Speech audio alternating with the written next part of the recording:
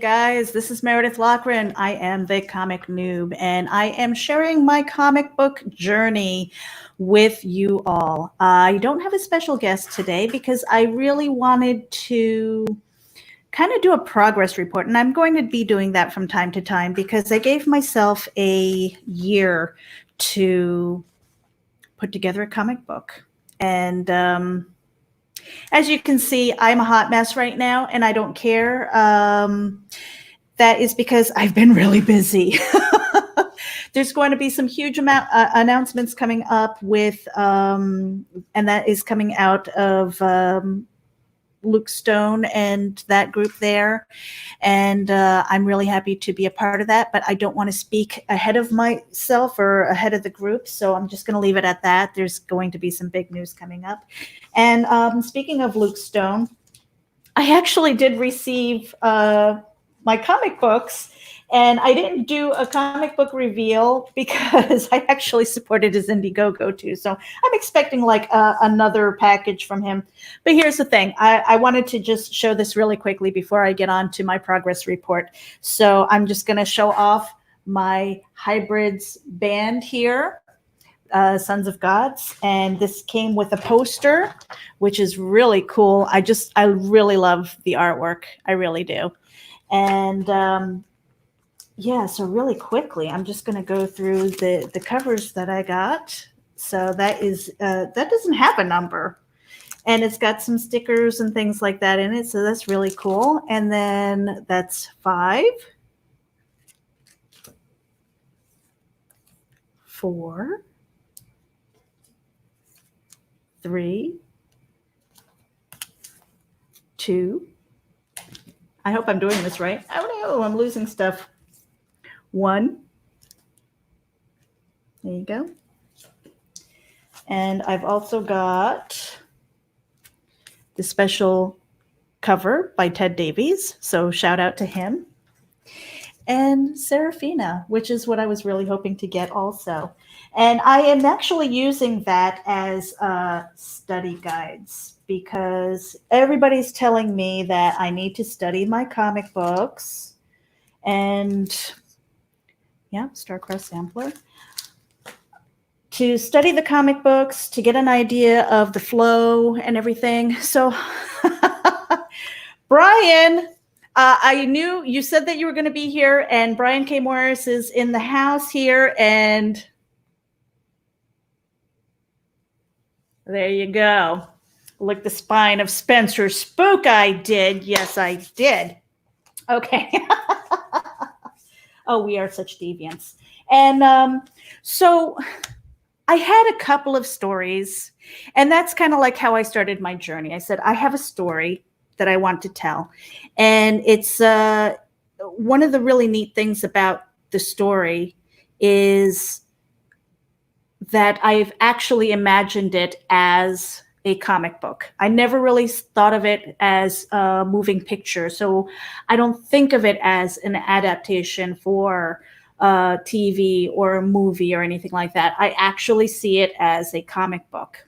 And so really I had three stories that were up for this challenge that I've given myself. And the one that came to the forefront and the one that I've actually started working on is called The Dying. I'm going to put that up here. Now, this is the script that I've been working on, and I sent this to Brian K. Morris. He's my good friend, and he's going to be my savior, and I will probably bother him some more because we went back and forth the other day, and we were talking about the different panels and stuff like that. Now, never having seen a comic book script, I kind of went with the format of, all right, this is what I imagine.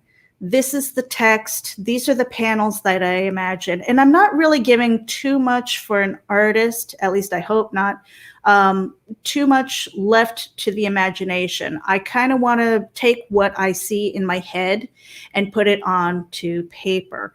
So on this, and I don't know if I should actually even read the story. Maybe I will.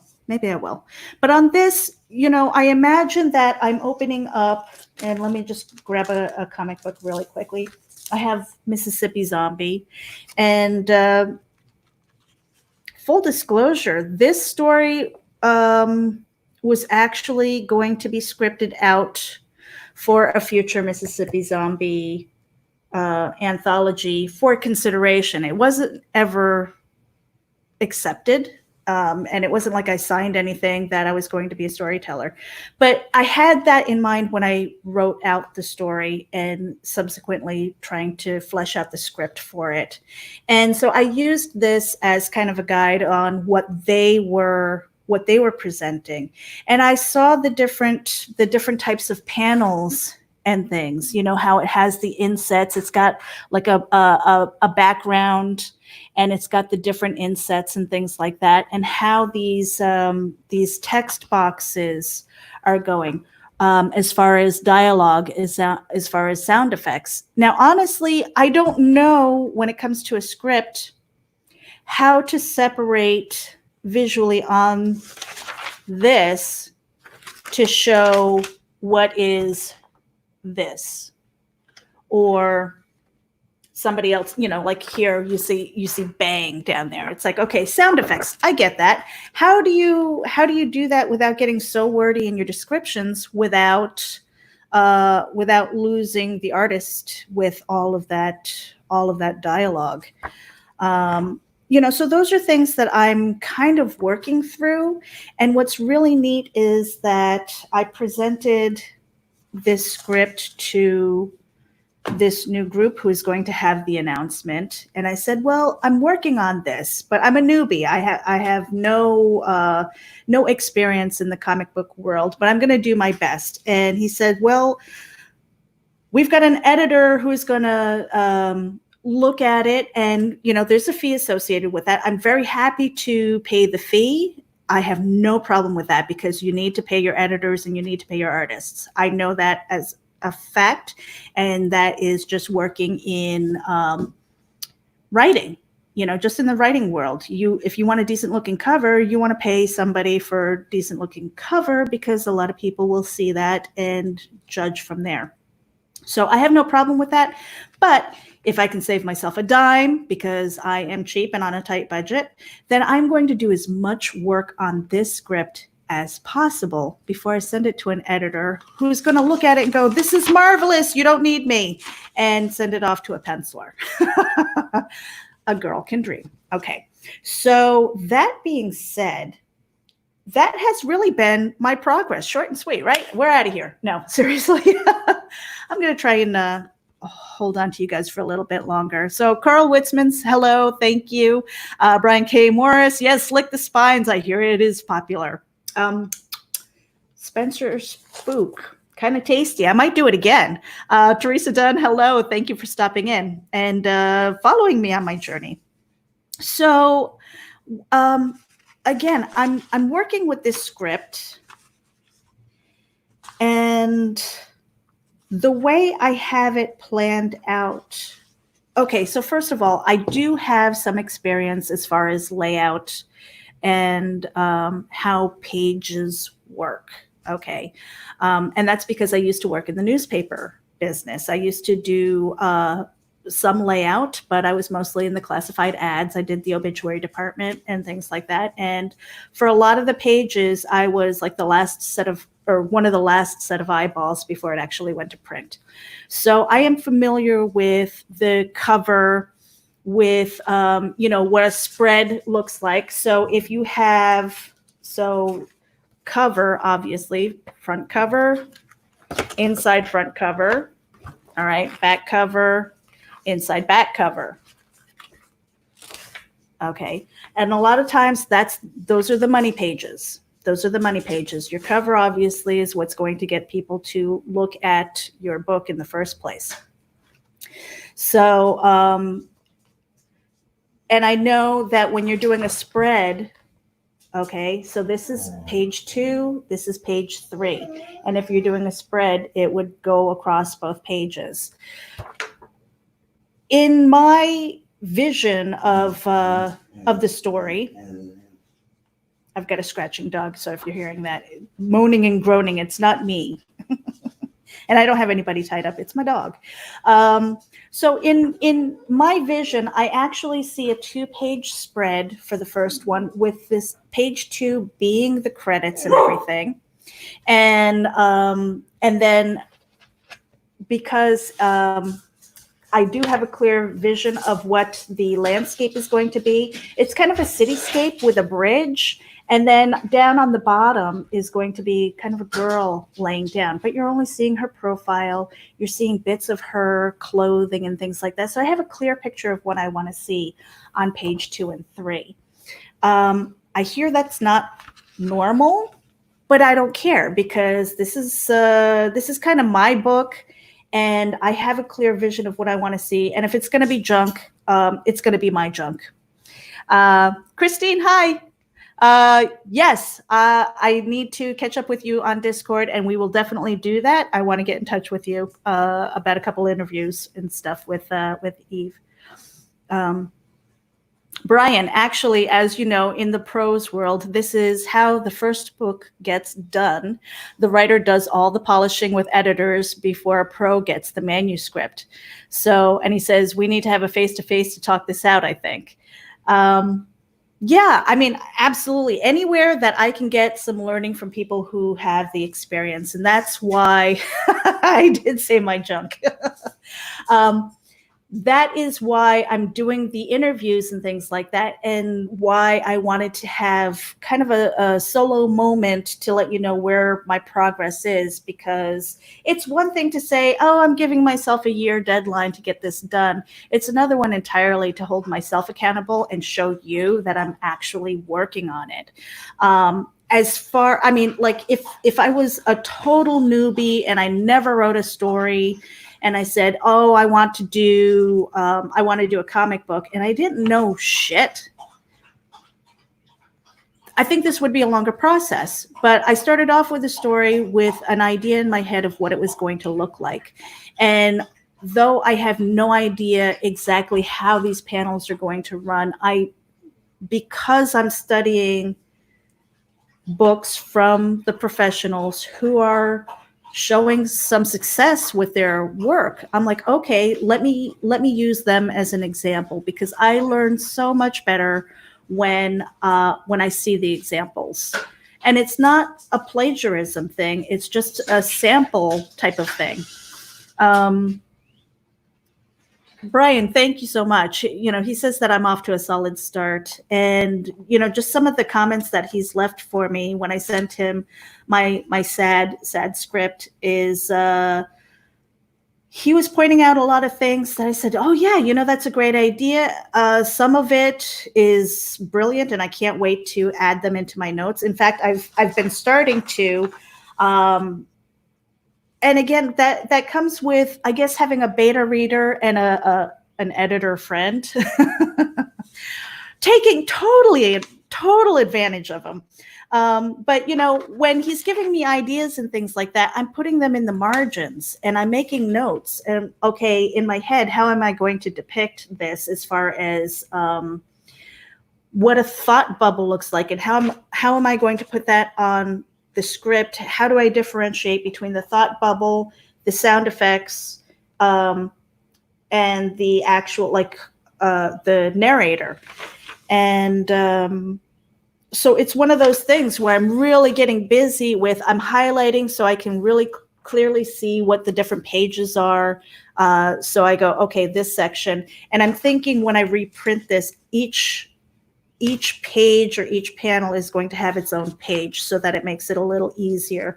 I am a visual person, so that helps me, and it helps me explain what I see and the different aspects. And unfortunately, you know, with the digital world, it's one thing for me to have my, let me see if I have my notebook here. I have a notebook that had a bunch of my sticky notes. And those sticky notes were basically saying, okay, this is going to be this panel and this panel. Again, because, let me just move this here before they fall on the floor. I'm getting the Leaning Tower of Pisa on my desk because it's really all of these things that I'm putting together. Like, Hey, the Haunting Scripts of Bachelor's Grove. I've been using that as a sample too, you see, by my friend Brian K. Morris. I am totally, there you go. Lick that spine too. Hey, all right, we're on a roll. But yeah, I mean, I've got notebooks and stuff with notes, sticky pads, and things like that everywhere because I'm really taking this to heart because even though it's my first attempt out there, I don't want to look like a rookie. Just because it's my first book doesn't mean it has to be junk. And so I've been thinking about that. I've been thinking about the cost that's associated to this. So if it costs a couple $100 for a good editor to go through this, and then you need to send it off to a penciler, and then somebody to ink it, and then somebody to color it in, and all that stuff. It's like there are costs associated with that. And I'm not even talking about what I'm learning about shipping and stuff. Just to give you an example, let me grab it real quick.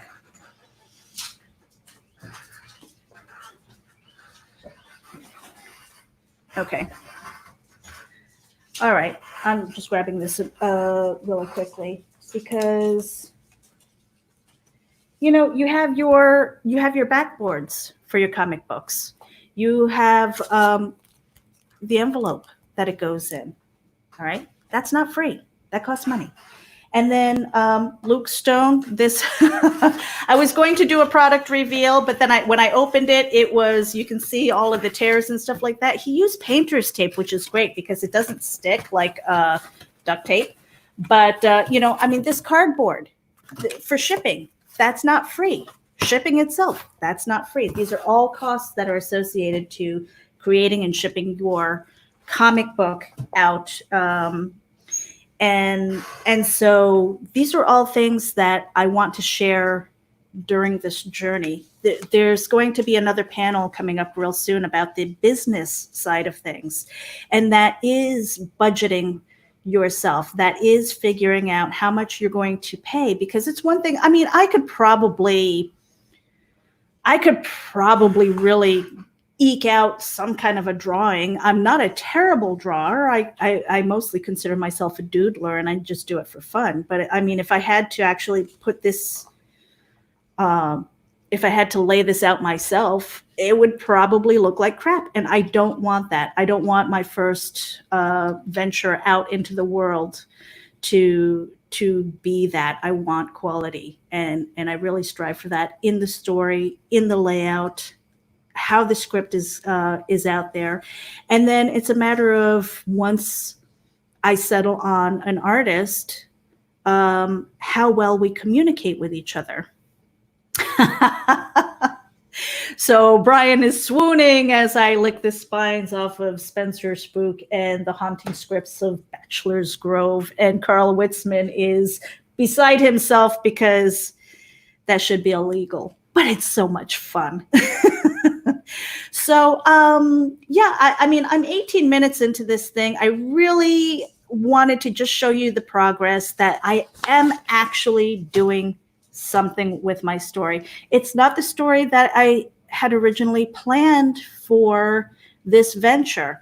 This was kind of like, okay, I have a clearer vision in my head for this one. I had more panels in my head as far as the direction and where things were placed.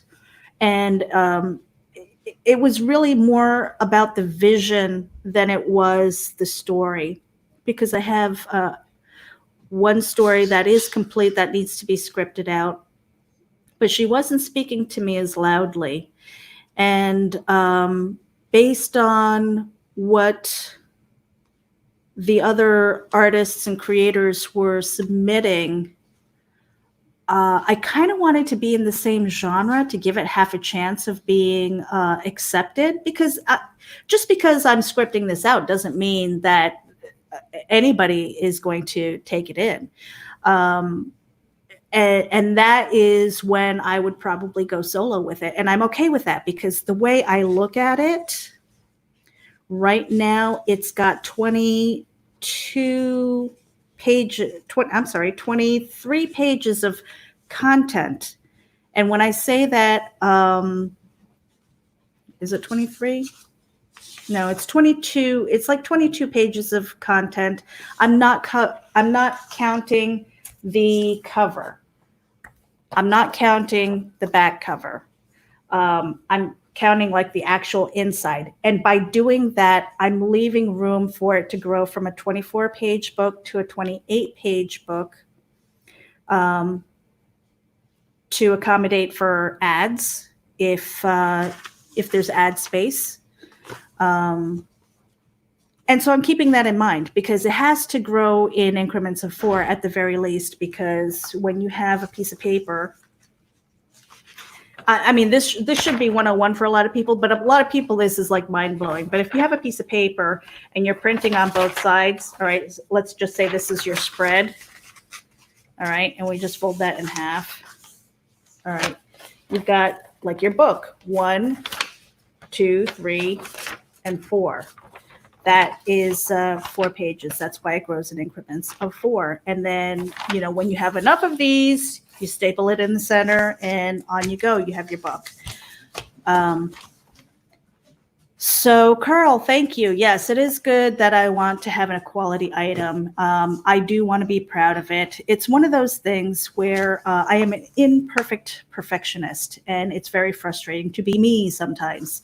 So I think for a lot of creators, nothing is ever perfect. And at some point, we just have to cut the umbilical cord and let it go. Because if we don't do that, then nothing gets shared out. And then you never get feedback, and you never have anything that you can say, hey, I published this, come hell or high water. So that venture into letting this go and out into the public to be scrutinized or adored, whatever the case might be, could be both. It's my journey. It's something that I've always wanted to do, and I don't really care how it's going to be received. I think for me, I hate to say it, it sounds almost like a notch in the bedpost. It's something that I'm going to be able to say, I did that, put a notch in there, and move on. But because I have these other stories that I fully see as comic books and nothing more than that, because of a growing love and appreciation, not just for the art, but for the people who are in the industry, the people that I'm surrounding myself with, I want to be around those people. And I think that's what motivates me to do this, just for that medium. And if it moves on to something else, Rob Anderson, he is the creator of Cat Dad and Supermom, which is a super great book. And, if he's optioning that out to, let's say, some kids network, because that's where it deserves to be. If he's optioning that out to the library system and the school system, or let's just say friggin' Nickelodeon picks him up or something like that, more power to him. But you know what? He created the comic book to be just that, and it has lessons in it. For me, it's just about entertainment. It's taking the voices out of my head and putting it in a medium that can be shared by many. And I'm not saying that my story is for all ages. It's not. It's horror. It's zombie. That's the first one that's coming out. Quite honestly, I'm a little bit tired of zombies, but I'm hoping that this story is different enough that you don't even realize it. And Marv, thank you for dropping in. I am doing great. So if any of you are still kind of tuning in and you have any questions for me, I'm kind of opening this up as an AMA. If you guys are being quiet and you've had enough of me, I'm going to stop talking at some point and end this, because we're at the 25-minute mark and I can't believe I made it this far, because I am not good at monologuing and talking to myself or my screen. And I really didn't want to be on camera because I broke out really, really bad here. So I've got this big monster zit that's like, you want to talk about horror? It's like, oh man, screw it. You know what? I don't care. I don't care. That's why I didn't really brush my hairs for you. I didn't really get dressed for you because I'm working, damn it. So yeah, Marvy, horror. It's kind of zombie. It's The Dying is a story that I wrote and I published on Steemit. If you guys have never heard of Steemit, it's kind of a blockchain-based social media blogging kind of site, and I published this there about 3 years ago, maybe almost 4 at this point, and it's kind of like pandemic, so there was a little bit of me that said maybe I shouldn't release it right now because of the way the world is at the moment, but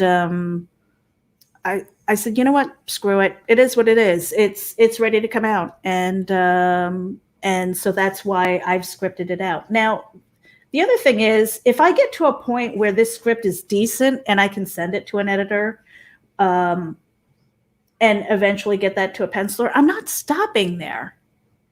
I don't intend to stop there. I've got the second story, and then after that one, I've got the third story and the fourth story. So those are all in my head. And honestly, I thought this was going to be a one-off. And the more I think about it, and Brian and I, we were talking about this the other night on Messenger. And the more I talked about it, the more I thought there could be at least 1 or 2 more stories, a prequel to this, and maybe another one that comes after it, like the next generation of The Dying. And I think it would be really fun because you have no idea what I'm talking about when I say The Dying, but The Dying is actually a character in and of itself. It doesn't have a shape or a real form except to be like this dark shadow with kind of a wicked smile. And I have no idea how the artist is going to put that on paper. Look at that. Is that ridiculous? I need a different angle on my camera because my dog's ass right there, and she's shaking and she's scratching, and it's ridiculous. And it makes me laugh because she's such a goofball. Okay, so oh my God. Carl Witzman, you said, other than letting go of control, what is the second most difficult thing that I've come up against? One of the hardest things I think is putting aside ego, because I consider my writing to be fairly decent. I'm not going to say I'm the greatest one, but I've gotten into the habit in the past of taking my work and editing so much that I hate it. And then I put it away and I don't want to look at it ever again. Or maybe a few years later, I'll dust it off and I'll look at it, and then I'm disgusted again because I keep going down these rabbit holes, whether it's research or whatever. It's like that movie Up with the dog. It's like squirrel, and off you go. So when I get to that point and I'm so disgusted with it, I don't want to release it to anybody else because I fear that they are going to see the shit that it is. Even though it might not be. It's just I got to a point where I personally got sick of it. So therefore, you must be sick of it too. So ego is one of my biggest hurdles. And you might not know that just talking to me, but because I'm not a raging egomaniac, but I feel what I feel and I know what I know. And, so I have to get over myself and say it's okay to send that off to somebody and be open to what they have to say. Because a lot of times, if you're open to their perspective, it makes it a lot easier, and then you don't know what doors that's going to open to your imagination.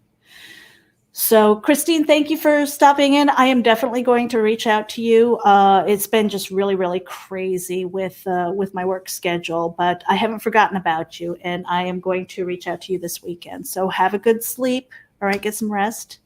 Marv says, there is no right time, in my opinion, when it comes on what is happening in the world. The right time is when we are ready.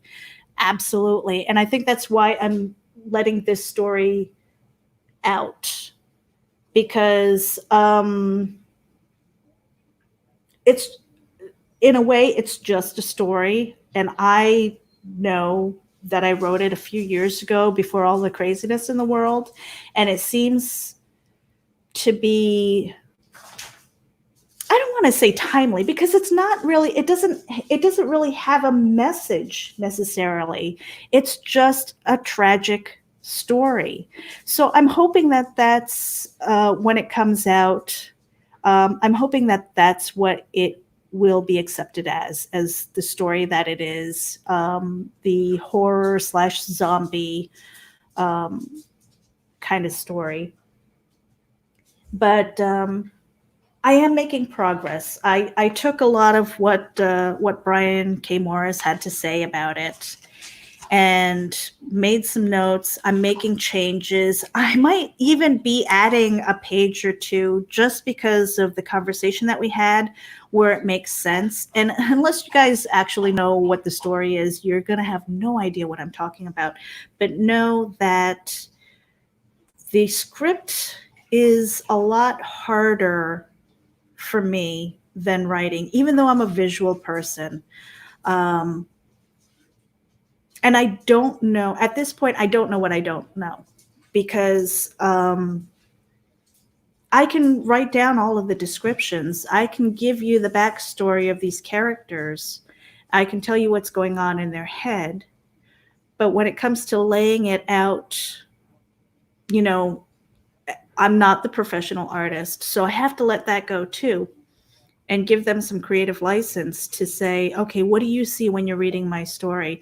What do you imagine when you're taking in my notes and stuff? Do you see something different? Do you see some way to make this better? And again, it's that cutting the umbilical cord and letting them run with it, and really being a collaborative process. So that's about it for me, guys. I can't believe I made it to the half an hour. I thought this was going to be over in about 10 minutes. So I really want to thank you for tuning in. And this is my progress report. I am going to try and do one, maybe not once a month. I'd really like to get some more guests on here, because there's so much about the comic book industry that people need to know. Even if you've got one that's ready to go and stuff like that, if it's your first time out, I think there needs to be a basic respect for the art, to understand the ins and outs, how to speak to your editor, how to speak to your artist, how to convey these thoughts and things. Some people are lone wolves. I feel like I've been a lone wolf for such a long time, because writing is very personal to me. I love my stories and things. And bringing in a team is uncomfortable for me, especially when it comes to the creative process. So I think learning how to trust, but not only that, to find that area where you decide if this is going to be a hobby or if this is something that you want to earn a living from. For me, this is something that I've always wanted to do, so it's a goal. Whether I earn a living from it or not is kind of secondary, but I wouldn't turn away income. Okay. If it's something that I can continue to do and see that I'm making a living from it, then I'm all in. But I am an entrepreneur at the same time. I've had small businesses and I've been in retail and I know how hard it is. So for me, it is also just as important to know the business side of things. How much does that whiteboard and cellophane envelope cost? How much is shipping? Is it worth shipping worldwide, or do you leave those options for PDFs? Is it reasonable to find printers overseas if you want to go worldwide? So many things that you might not consider.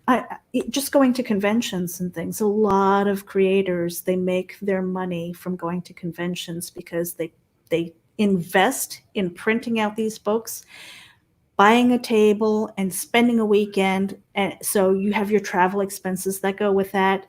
You have to feed yourself. All of those expenses, those are business expenses. And if you don't have a clue of what that is, you're already in trouble. And I think that's why I love this show, because we're going to let you know if you care to know. Otherwise, you're kind of out there floating on your own, and you might make it, but you might not. And unless you have some kind of network of people and your support group and the people who are going to guide you on your way, you're gonna drown. And I don't want that. I want every creator to find some sense of success, and that's really what this is all about. So zits and all, working hard. I'm not here to look pretty. I'm not here to blow smoke up anybody's butt. This is my journey, and if you can learn in the process, then more power to you. I congratulate you, and I really hope that you guys get to creating. This is seriously the time to do that. I can't pretend that I know everything that's going on with the big publishers and things like that. I don't know. But I've always considered independent creators to be the underdogs, and I always root for the underdog. Marvi, you said that your first comic after 10 years of being an illustrator. Yeah. And he's saying that I'm surrounded with great people like the guys on Indie Volt. Yes, Varian, Randy Zimmerman was kind enough to sit on a panel with me. I've got Rob Anderson.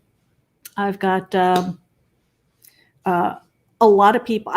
I could probably spend an afternoon naming some of the people who have helped me get this far. And I really want to see more new people, new blood sitting in the seats with me as the topics come up. So yes, I am surrounding myself with great people. And it is a credit to them that they are taking me under their wing as somebody who openly admits, I know nothing. I know nothing about these comic books. I know nothing about the industry. I can share my embarrassing story. I actually met Athena Finger at Comic-Con, and I didn't know who it was. So I'm in the midst of comic book royalty, and I'm like, Athena who? And you're the granddaughter of who? So yeah, shameful, I know, in hindsight, but at the same time, I really don't fangirl about a lot of people. I think that keeps me grounded, and it keeps me from just tripping over myself when meeting people. I think that helps when I interview people. I just don't know how important they are because they put their pants on just like I do. So Carl Witzman, you said, worry can kill you. Yes, it can. And when Eric Hawkins did the cover for your book, he did it better than you had in your head, which is great. Again, I think that's a trust factor. That's something like, okay, here's my baby. Don't make it ugly, please. And really, guys, that's it for me. I'm going to shut this down, and I appreciate all of you. Thank you for being on my journey. Thank you for being a positive force in my life and really making the journey worthwhile, because this is not easy. But I can't say I'm not having fun. But here's the thing, just a final thought. I went to music school. I wanted to be an opera singer. So practicing was terrible. I hated it. And the harder the piece, the more I hated it, especially during practice. I couldn't stand it. But when you finally got it, when you finally got that phrase or finally hit those notes and you really got the feel for it, that hard work turned into appreciation and deep love because you accomplished something that most mortals probably cannot do. And I think that's kind of a little bit where the ego comes from too. And I can admit that because I don't think that I let it get in the way of trying to collaborate, because when you are in a choir, you are not the only voice. And when we're all together and we're lifting each other up and we're supporting one another and we're being that positive force, we can move mountains and stuff. We can accomplish so much. And that's not to say that I want people to come up to me and say, oh, that was great. That's nice to get the accolades. But it's also good to surround yourself with people who will push you to be better for the next thing. And that's really what I strive for. I am a perpetual learner. And I love doing that because I don't want to sit in my own stuff and say, oh, I'm great. I want to be better every day. I want to learn something new and I want to be a better person every day. And that's it for me, guys. Thank you so much for tuning in. Next week, I don't have a panel set up yet, but when I do, that'll be really soon in the next day or so. I will announce what the panel is, and I might be poking you guys for a seat. So until then, thank you very much. I have no outro. All right, I have to get on that. Bye, guys.